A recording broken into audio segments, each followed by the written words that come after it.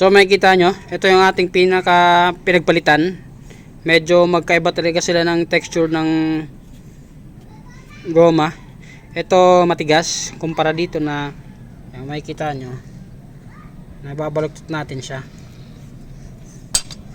So ito medyo pabilog siya, parang pang TMX yata, hindi ko lang sure ito. Tapos ito nabili natin, kita nyo naman yung trademark.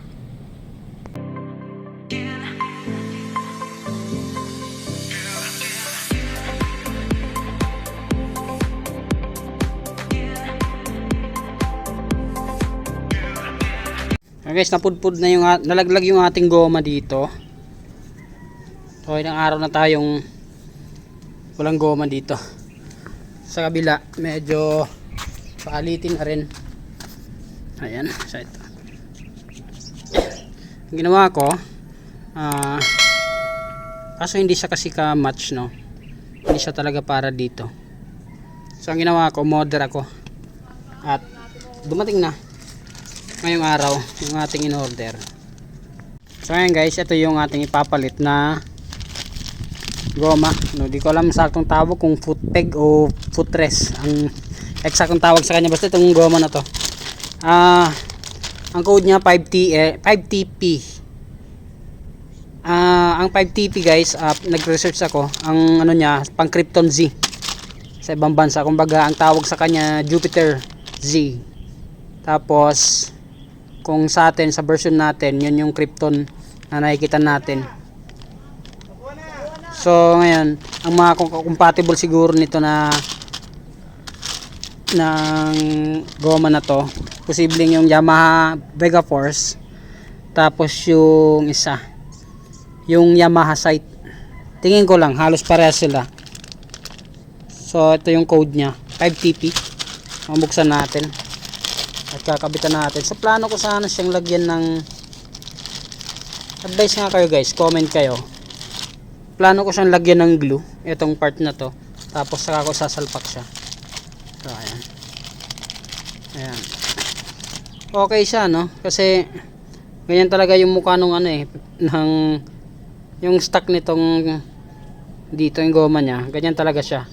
Alam mo yung parang malungkot yung mukha, ayan, ganyan siya. Ayan, kabit natin.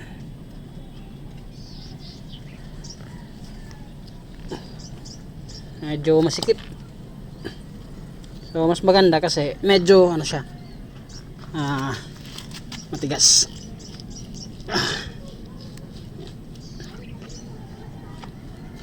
So yun nga lang, medyo malambot siya. Sana magtagal. Bili lang natin to online, mga Shopee or Lazada. 5TP yung code guys, pasok sa atin sa mga Sniper MX 135.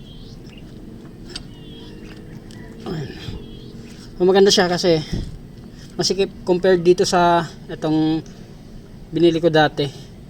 Mumurahin lang to, pero ito mumurahin lang din, parang wala pang 200 yata. Ayan, saktong sakto. Dapat talaga malagyan siya ng glue para hindi siya kakalog na. Ayan, kabit natin yung kabila.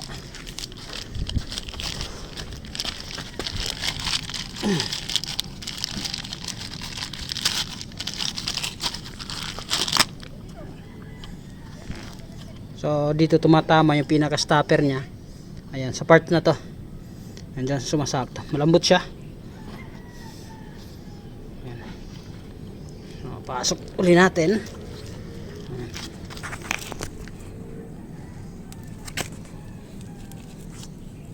Sikip.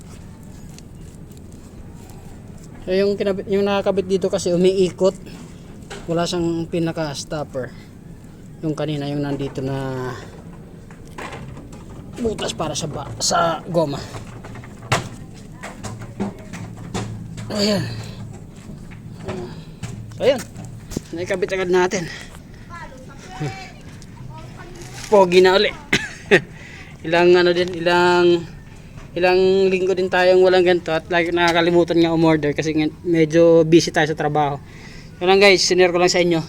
5TP, pasok siya sa Try nyo sa Yamaha site at saka sa Vega Force. Tingin ko papasok siya. Pang Krypton Z. Itong tapakan na to. So ang code kasi ng motor natin ay 50C. So ayan, parehas sila. Kung makikita nyo, itong paltanda ako, yung parang malungkot yung mukha ng tapakan sa MX. Yun lang. Follow for more and subscribe to our YouTube channel. Peace.